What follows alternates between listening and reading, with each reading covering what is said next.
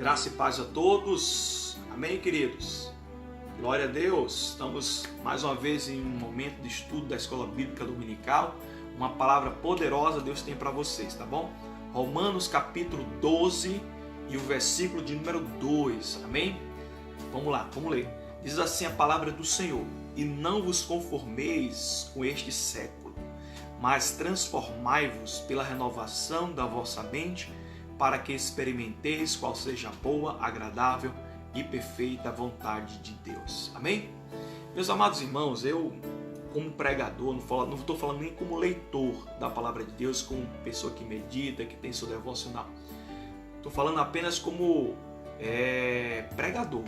Às vezes eu não me lembro a quantidade de vezes que eu ministrei sobre esse texto. Nossa, foram muitas vezes. Eu não sei calcular. Foram muitas pregações dentro de casa, na rua, por live, né, por estudo, escola dominical, no meio de um contexto, de uma outra ministração, citei esse texto.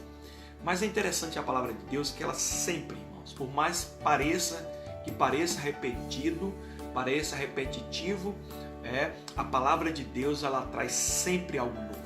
É como uma água, né? Que você olha a água hoje, né? Que está correndo naquele rio, que está correndo naquele riacho, parece a mesma, né? É a mesma fotografia que você tirou, mas aquela água não é mais a mesma, já é uma outra água, já tem um outro sabor, já tem uma outra, já tem um outro conteúdo daquela água. Não é a mesma água que passou em outro tempo, né? Então eu creio que a palavra de Deus é assim, ela se renova, ela vai se renovando, cada vez que nós experimentamos desta água algo novo, nós vamos experimentar, vamos colocar para dentro do nosso coração, amém? Então quando nós tivemos o estudo da escola dominical, lá de Romanos 12, que fala em renovação da mente, eu quero fazer uma pergunta para vocês aí. Você se considera uma pessoa com a mente renovada?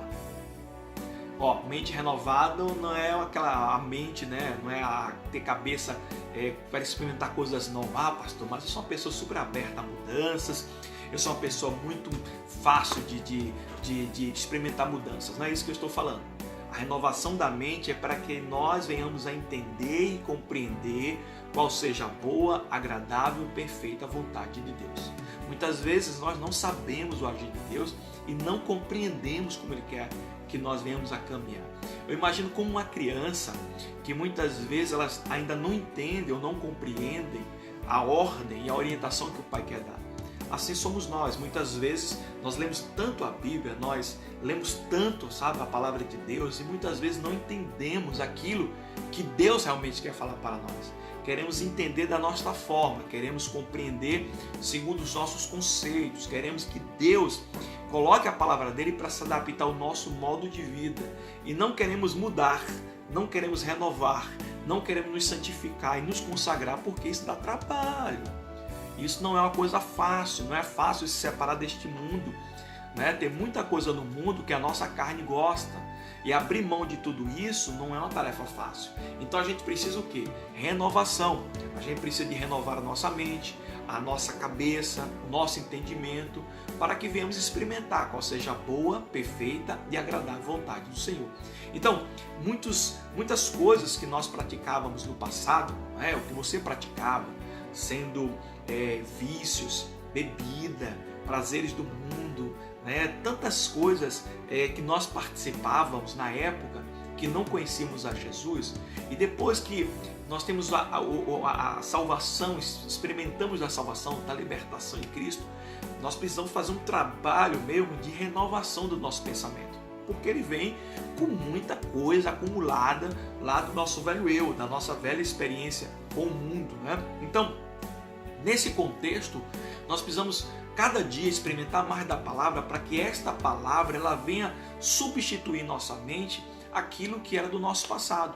É uma coisa, gradativa, não é uma renovação que acontece como se fosse uma vitamina de banana, que você põe as bananas, o leite, liga o liquidificador e já está pronto. Não, a renovação é um processo.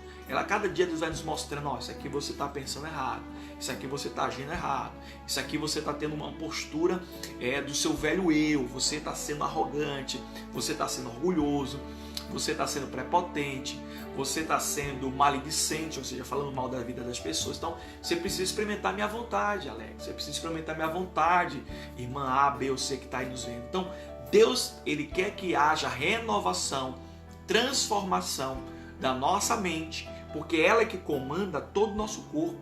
E se ela não tiver essa renovação, se ela não for renovada, nós vamos ficar o tempo todo não sabendo e não compreendendo qual é a boa, perfeita, agradável vontade de Deus. Então, para isso eu tenho que despertar, eu tenho que tomar uma iniciativa. Ouvir o que eu quero, que vai massagear o meu ego, que vai me elogiar, que vai me deixar assim bem para cima.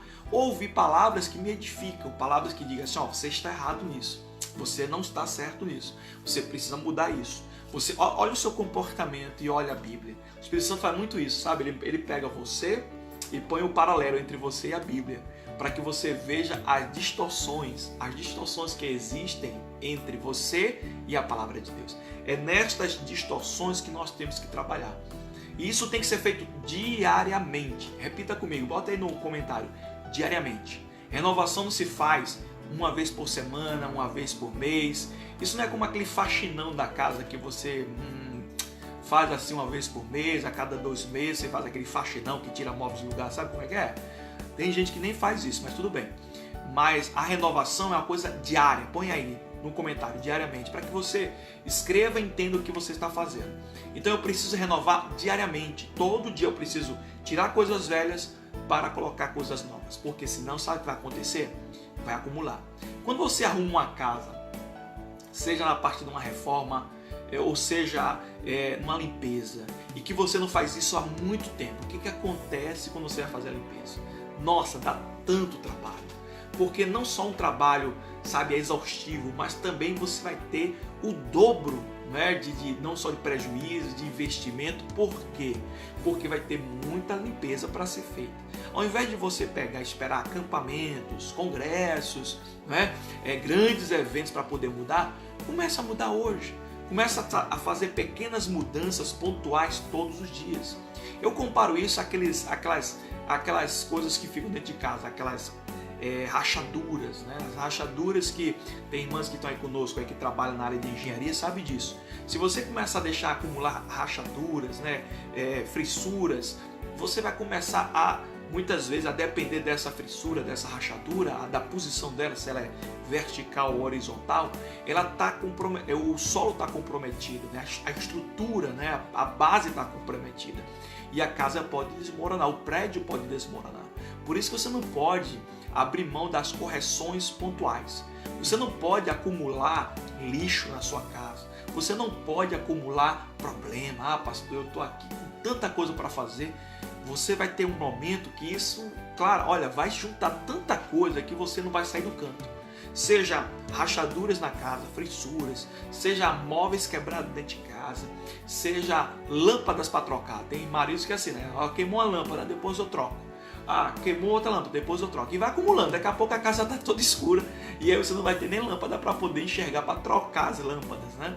E aí você tem que aprender, irmãos, ao invés de acumular problema, começar a corrigir agora, hoje.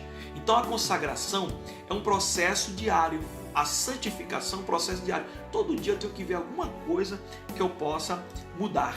Alguma coisa que eu possa fazer uma mudança. Que esta mudança não só seja necessária, pontual, mas também que ela perdure, ou seja, continue, para que a gente não venha acumular lixos, né, como as irmãs têm colocado no comentário, e ao ponto de você ficar encoberto de tanto lixo dentro da sua casa. Bom, então o que eu tenho que fazer? Porque falar de que eu tenho que fazer renovação é fato, todo mundo aí já está dizendo amém, amém? Glória a Deus, está todo mundo consciente de que essa parte introdutória da ministração, você já entendeu que precisa se renovar diariamente. Você precisa, todo dia fazer uma limpeza, dar uma limpada, tirar aquelas coisas velhas, colocar coisas novas. E para que isto aconteça, tem 3 remédios para vocês, 3 situações que você tem que pontualmente estar fazendo todos os dias, tá bom? Marca aí. Primeira coisa, fuja do mal. Lá em 1 Tessalonicenses, capítulo 5, versículo 32, diz assim: afastem-se de toda forma de mal. Amém? Olha, afastem-se de toda forma de mal. Está lá em 1 Tessalonicenses, a carta de Paulo, capítulo 5, versículo 22. Meus amados irmãos, que maravilha que se nós não tivermos todos os dias fugindo do mal, o mal vai continuar vindo. Deixa eu falar uma coisa para você. Se você limpar a casa hoje, o lixo vai querer voltar outro dia? Vai. Pode não ser aquele lixo que você jogou fora, mas pode ser pior do que aquele. Se você consertar algo dentro da sua casa, uma lâmpada queimada, qualquer coisa que quebrou, você acha que outras coisas não vão quebrar ou danificar outro dia? Vai sim. Ou seja, o mal sempre vai querer voltar. O mal sempre vai querer voltar. Então, se puder, fuja do mal. Que a Bíblia diz, fuja do mal. Se afaste do mal. Alguém está falando mal de alguém, sabe? Alguém está dedurando, alguém está sendo maledicente e você já caiu nisso, fuja. Pastor, eu sou fraco na área da tentação sexual. Ah, pastor, então eu vou ficar altas horas da noite vendo Facebook, Instagram, vendo a vida dos outros, compartilhando coisas do meu pessoal com pessoas que talvez sejam solteiras, né? Vendo filmes desagradáveis que não agradam a Deus por causa do seu enredo. Você acha que isso é fugir do mal? Aí depois vai dizer, pastor, por mim eu caí. Caiu por quê? Porque não fugiu do mal. Todos os dias nós temos que fugir do mal. Coloca aí no comentário. Todo dia eu preciso fugir do mal. Não podemos deixar a estrutura oxidar, danificar. Não é? Temos que renovar, limpar o material. Temos que fazer isso diariamente. É um cuidado. Dá trabalho? Dá trabalho. Limpar a casa todo dia? Dá trabalho. Quem diga as donas de casa aí, ou os maridos que ajudam, que compartilham do trabalho, varrer todo dia, parece até que você não varreu no dia anterior. Os pratos parece que se multiplicam na pia, né? Você está ali lavando prato, no final do dia tem mais prato. Aí se você deixa aqueles pratos de um dia acumular para o outro, primeiro não vai ter prato para usar no outro dia. Segundo, a gordura, a sujeira, ela fica com mais dificuldade para tirar. Olha, vá por mim, eu já lavei prato que ficou de um dia para outro. Nossa, aquela comida que sairia mais fácil, sai com mais dificuldade, né? Equipamento como liquidificador mesmo, nossa, é difícil de lavar quando já está, sabe, dura ali aquela vitamina que você fez. Então, vamos por parte. A primeira coisa que você tem que fazer é fugir do mal. Quero fazer uma pergunta para todos vocês. A Eva conseguiu fugir do mal? Não. Ela passou ali por perto da árvore, onde a árvore que Deus tinha dado a ordem que não comesse do fruto, e por isso que ela teve o diálogo com a serpente. Ou você acha que ela falou com a serpente a léguas de distância? Ela se aproximou. Sabe, muitas vezes, irmão, nós pecamos porque nos aproximamos do mal, porque tiramos fino, porque nos arriscamos muito. Você precisa fugir do mal todos os dias. Bispo, ontem eu fugi do mal, e hoje? Hoje você precisa fugir do mal de novo. Você não pode fugir do mal só em um dia e cair no outro dia. Você tem que estar fugindo do mal sempre. É algo imprescindível para que você se mantenha firme e forte na presença do Senhor. Amém? Então, é uma coisa que você precisa aprender, a fugir do mal. Bom, segunda coisa, anota aí a segunda coisa. A mutilação dos desejos. Pastor, que palavra dura, que palavra forte. O que é mutilar os desejos? Eu vou dar um texto bíblico para você entender por que esse termo mutilação dos desejos. Mateus capítulo 18, versículos 8 e 9, que diz assim: portanto, se tua mão ou teu pé te fazer tropeçar, corta-o e lança-o fora de ti.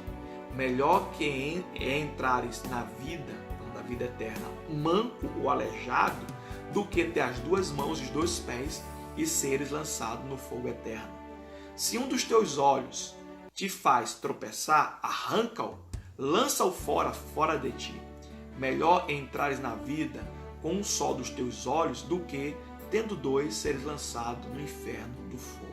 Mateus capítulo 18, versículo 8 e 9. Pastor, que palavra forte é essa? O que é mutilar os nossos desejos? Mutilar, para mutilar é cortar, né? Danificar, é tirar, é arrancar. Sabe, meu irmão, não é fácil. É fácil dizer para os outros, não façam. Isso que eu estou fazendo aqui, vocês estão digitando, é muito bom demais. É bênção de Deus, digitar, amém, glória a Deus, vamos estar vigilantes, vamos abrir mão dos nossos desejos. Mas deixa eu perguntar o povo que está fazendo regime aí. O povo que tem restrição, por exemplo, de açúcar ou de sal. É fácil abrir mão? É fácil nós abrirmos mão daquilo que nós gostamos? É fácil abrir mão daquilo que nós amamos, que o nosso corpo sente a necessidade de ter? Assim também em relação aos pecados. O nosso corpo, a nossa carne, ela é inimiga de Deus e ela ama o pecado. Paulo diz assim, o mal que eu não quero fazer eu acabo fazendo porque o mal habita em mim. O que Paulo está dizendo? Olha, eu tenho que fugir disso, mas tem hora que é difícil porque eu estou fugindo de algo que está dentro de mim. Sabe, fugir do mal, como o primeiro termo que eu coloquei, é fugir das coisas externas. Mas como eu fujo de mim? Como é que eu fujo dos meus desejos? Não tem, irmãos. Eu vou para lá e meus desejos vão para outro lugar. Né? Eu vou com o meu espírito para lá e minha carne fica em casa para lá não pecar. Se ela sair na rua, ela vai pecar. Meu irmão, eu tenho que começar a fazer mutilações. Eu tenho que fazer cortes severos em coisas que eu gosto. Aí que é o entendimento da palavra. Deus não quer que você seja manco fisicamente. Imagine você, levante as mãos para os céus, os irmãos todos sem mão dentro da igreja. Não é isso que Deus quer. Ou os irmãos todos de muleta, achando sem pé dentro da igreja. Não é isso, irmãos. Mortificar, mutilar, cortar, é tomar decisões abruptas, ou seja, decisões rápidas, duras, difíceis. Abrir mão, como aconteceu com Daniel. Daniel tinha uma boa... naquele momento ali, uma boa comida para comer. A comida do rei era uma boa comida. Imagine você como era a comida de um rei. Né? Talvez você nunca tenha visto, mas na televisão o rei comia do bom e do melhor da terra. De todas as áreas era o rei que comia. Era a melhor comida era do rei. Os melhores cozinheiros eram do rei. E a Bíblia diz que Daniel abriu mão da comida do rei para comer verdura e fruta. Algo que o rei não produzia. Os cozinheiros não produziam, só colhia os frutos lá e ele comia direto da árvore. Mas tudo que foi produzido ali na Babilônia, Daniel não comia. Né? Claro, porque ele sabia que aquelas carnes, principalmente as carnes, né, principalmente de porco, que era contrária à cultura e também à ordenança de Deus para o judeu, era muito saborosa. Imagine você na mesa vendo um bom churrasco e você tem que comer verdura e fruta. Né? Imagine você está numa situação de fazer um regime e não poder comer aquele doce, aquele pudim maravilhoso que colocaram na mesa. Nossa, e você tem que tomar água, né? Ou você que gosta de uma boa Coca-Cola, sabe, abrir mão da Coca-Cola, do refrigerante e tomar água, suco. Muitas vezes o nosso corpo fica ali, pedindo aquilo. E dizer não para um filho é fácil. Dizer não para uma pessoa que talvez está sob a nossa autoridade é fácil. Eu quero ver você dizer não para você. Dizer não para o seu corpo, dizer assim, eu não vou tomar. É muito difícil, irmãos. É muito duro. Então, arrancar, sabe, de maneira abrupta, dura, sabe, uma coisa repentina não é fácil. Imagina você passar um facão na mão, que coisa, misericórdia. É dor demais. Então, assim, o que é isso na Bíblia? É arrancar aquilo que está nos fazendo pecar. Por exemplo, você tem problemas de controle de bebida, então não toma aquele vinho social, tá? Você tem dificuldade com área pornográfica, não fica na internet sozinho até tarde em quarto fechado. Começa a cortar certas coisas. Pastor, toda hora que eu entro no Facebook eu pego. Não acaba com o Facebook na tua vida. Vai ouvir pelo YouTube o vídeo do bispo, vai ter de outra forma, mas você tem que tomar decisões, sabe, de ruptura. Pastor, toda hora que eu saio com aquele amigo ou com aquela amiga, eu pego. Então corta essa amizade. Pastor, toda vez que eu vou para o churrasco na casa de um amigo e eu acabo me exaltando, passando dos limites. Então corta. Pastor, meu negócio é o futebol. Eu começo a jogar futebol, misericórdia, eu entro na carne. Então tira o futebol e fala, pastor, eu gosto tanto. Sabe, irmãos, eu acho que uma pessoa que corta a mão, que arranca o olho, com certeza ela gosta do seu olho e da sua mão, né? Porque vai sentir dor. Mas cortar e mutilar a carne não é uma tarefa fácil. É fácil pregar. Então, eu já tive que cortar coisas na minha vida, como amizade, passeios, como eu posso dizer, filmes, que eu queria assistir. Nossa, mas eu sabia que ia desagradar a Deus. E eu cortei isso na minha vida. Quantos de vocês gostam de filmes que você sabe que não agrada a Deus? Que fala de pornografia, que fala de bruxaria, que fala de morte, de violência com tanta, sabe, sem limite. Você gosta, sua carne gosta, mas você sabe que Deus não está nesse negócio. Como é que corta isso? Cortar é tirar a mão, tirar o olho, é tirar o olho desse negócio. Pastor, tá passando uma moça na rua tão bonita de short curto, arranca teu olho, põe o olho em outro lugar. Pastor, mas dá vontade de fazer uma coisa entrei no Face e vi um irmão ali comentando uma coisa que eu não gostei, falando mal da minha igreja, falando mal da pessoa que eu votei como político, eu vou meter o pau. Irmão, pelo amor de Deus, se converta. mortifique sua carne. Eu sei que a carne dá vontade de falar um bocado de coisa. Eu também tenho a minha aqui, ó. Dá vontade de falar um monte de coisa, jogar um bocado de palavra dura. Mas você acha que é isso que Jesus faria se estivesse no teu lugar?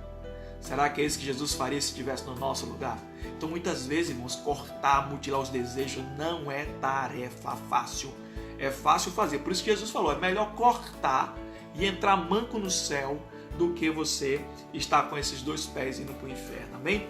E quer ver um exemplo muito claro disso aí? José no Egito, a esposa de Potifar deu em cima dele, agarrou ele à força. Imagine quantos pastores, quantos irmãos aí que estão me assistindo, se houvesse uma esposa de Potifar na tua vida, tu tinha caído, né? A Bíblia diz que José saiu correndo tão forte, tão de maneira, rápida, tão abrupta que, meu Deus, a mulher só teve tempo de segurar a roupa dele e saiu nu e correu com o máximo de força que ele pôde fazer. Por quê? Porque ele sabia que ele é homem. Ele sabia que ele poderia cair na tentação. E cair na tentação, ele ia agradar a sua carne e desagradar a Deus. E não é isso que nós queremos fazer. Toda vez, anote isso aí, coloque nos comentários. Toda vez que você agradar a carne, você está automaticamente desagradando a Deus. Porque a Bíblia diz que a carne é inimiga de Deus. Então quando você agrada o inimigo, é evidente que você não vai agradar o seu amigo. Amém? Então Deus não gosta da vez que você agrada a carne. A carne e os seus desejos são sempre, vou repetir de novo, sempre pecaminosos e vão te afastar de Deus. Não existe um desejo da carne que não te afaste de Deus. As obras da carne estão lá em Gálatas capítulo 5, versículo 19 ao 22. Então está ali a carne e o fruto do Espírito. Está ali a diferença entre aquilo que agrada a Deus daquilo que não agrada a Deus. O problema é essa autoavaliação. Nós não conseguimos muitas vezes identificar que estamos pecando e simplesmente ignoramos os avisos de Deus. Quando a gente vai ver, já caímos na carne. E aí o retorno à vida espiritual é muito difícil. Bom, eu falei para vocês no início que seriam três coisas que você tem que fazer todo dia para fugir desse negócio, para poder resistir ao mal, para se consagrar. Primeiro, fugir do mal. Segundo, mutilar os seus desejos. E o terceiro, qual é? Santifique nos altares. Santifique-se nos altares. É o terceiro ponto. Você tem que fugir do mal, você tem que mutilar sua carne, mas você precisa se santificar também. Você precisa ter um processo de limpeza sempre diário pela palavra. Por mais que eu vigie, irmãos, na questão de limpeza na minha casa, eu vou ter que limpar em algum momento. Eu tenho que limpar de alguma forma, porque a própria utilização das coisas sujam. Então, eu tenho que começar a ter um processo não só de evitar a sujeira, mas quando acontecer esta sujeira, está se limpando constantemente. Olha o que a Bíblia diz aqui em 1 Timóteo, capítulo 4, versículo 5. 1 Timóteo, capítulo 4, versículo 5, diz assim: porque pela palavra de Deus e pela oração é santificado. Amém? Então vamos lá. Pela palavra de Deus e pela oração nós somos santificados. Glória a Deus. Anotou isso aí? Toda vez que você foge do mal, mutila sua carne, você precisa estar sempre orando, buscando a palavra, aquilo que Deus tem para você. O apóstolo Nadius falava muito isso para mim: Alex, cuidado sempre com os dois altares, o altar da meditação e o altar da oração. É como duas pernas, é como duas asas. Você só consegue voar, o passarinho só consegue voar com as duas asas. A mesma coisa é a perna. Você vai ter mais mobilidade quando estiver funcionando à esquerda com a direita. Ou seja, quando você lê a palavra e orar. Não adianta só orar, mas tem que ler a palavra. Não adianta ficar só lendo. Pastor, mas eu li a Bíblia toda, já desde o início do ano, já li tudo. O que adianta ler se não tiver uma vida de oração? Não tiver uma vida de comunhão com Deus? Então tem que ter a palavra, tem que ter a oração. As duas coisas são importantíssimas para aqueles que desejam se santificar. Porque é a palavra que nos revela e a oração nos conecta a Deus. Então, a palavra nos revela e a oração nos conecta a Deus. Então, permaneça firme em Deus. Comece a ler mais a Bíblia. Crie um hábito diário de leitura. Não faça isso só quando é o domingo. Pastor, chegou no domingo, agora é o dia de nós lermos a Bíblia. Ou quando chega a noite, que você já está morto de sono, cansado. Não, tenta ler de manhã cedo. Ora cedo, faz aquela oração, nem que seja rápida, mas faz a oração. Crie um hábito toda manhã. ou no final da manhã, ou à tarde, não sei, um horário que você tenha sossego e paz para você ler, orar e praticar. Amém? Ler, orar e praticar. E eu tenho certeza que Deus vai dar o livramento. Sabe por quê? Porque mesmo você fazendo tudo isso, orando, lendo a Bíblia, fugindo do mal, mutilando seus desejos, você precisa crer que Deus vai dar o livramento. Mas dá o livramento porque Ele é o dono da graça. É o Senhor que nos livra de todo mal. Olha o que a Bíblia diz em 1 Coríntios, capítulo 10, versículo 13. Diz assim: não vos sobreveio tentação que não fosse humana, ou seja, algo limitado, algo que é da nossa natureza pecaminosa. Mas Deus é fiel e não permitirá que sejais tentado além das vossas forças. Pelo contrário, juntamente com a tentação vos proverá livramento, de sorte que possais suportar. Glória a Deus! Ou seja, mesmo nós fazemos todo esse dever de casa, fugindo do mal, mutilando os nossos desejos, orando e meditando, se não fosse o Senhor, não tem como resistirmos à tentação. A misericórdia do Senhor que nos dá graça, que nos livra. Eu não sei quantas tentações Deus está me livrando, porque Ele sabe a minha condição, Ele sabe naquele momento se eu vou conseguir ou não resistir. Então, se Deus está permitindo uma situação acontecer na tua vida, tenha certeza que Deus acredita que você pode resistir, que você pode fugir disso, que você pode vencer. Muitas vezes as pessoas, mas pastor, é difícil, eu sei que é difícil. Não é fácil fazer um regime, não é fácil fazer, sabe, tomar uma decisão de abrir mão da sua natureza carnal. Mas, irmãos, aquela vontade que tem de você fechar alguém no trânsito, xingar, de você postar uma coisa bem ofensiva no Facebook para aquela pessoa que você não gosta, sabe, ou dar uma indireta numa pregação, é muito... A sua carne fica feliz da vida quando faz um negócio desse. Mas o Espírito Santo se entristece. E quando ele se entristece, nós não vamos experimentar a boa, perfeita, agradável vontade de Deus. Quantas vezes eu tive que pedir perdão a pessoas que eu entendia para minha carne que aquela pessoa estava errada. No entanto, eu fazia isso não por causa dela, mas por causa do meu Deus, para agradá-lo, para agradar o Senhor. E eu quero dizer para você que creia que Deus está te livrando de todo mal. Ele está te livrando, Ele está permitindo que situações aconteçam para provar a tua fé. Mas tenha certeza que não vai vir tentação maior do que a tua força, porque Deus estará contigo. Amém? Eu quero orar por vocês agora neste momento. Vamos orar? Pai Celestial, Pai querido, muito obrigado por esta palavra. Obrigado porque o Senhor nos alertou mais uma vez. Eu não sei quantas vezes nós já ouvimos palavras semelhantes, mas não custa nada dizer muito obrigado, Senhor, mais uma vez pelo teu alerta, pelo teu carinho, pelo teu amor pelos teus filhos, pelas nossas vidas. Nos ajuda agora a cumprir, que a parte mais desafiadora vem agora. Colocar em prática aquilo que nós ouvimos, que pregamos, para que a tua palavra se torne real. O Senhor sabe, Pai, que a palavra só se torna real, verdadeira, para nós usufruirmos daquilo, os benefícios dessa palavra quando nós praticarmos. Ou seja, para nós praticarmos essa palavra, para assim dessa forma compreender a boa, perfeita e agradável vontade do Senhor. Obrigado, Senhor, por tudo, nos dar um dia abençoado. Continua com o teu povo. Esta é a nossa oração. Em nome do Senhor Jesus Cristo. Amém. E graças a Deus. Glória a Deus, queridos. Deus abençoe a vocês em nome do Senhor Jesus.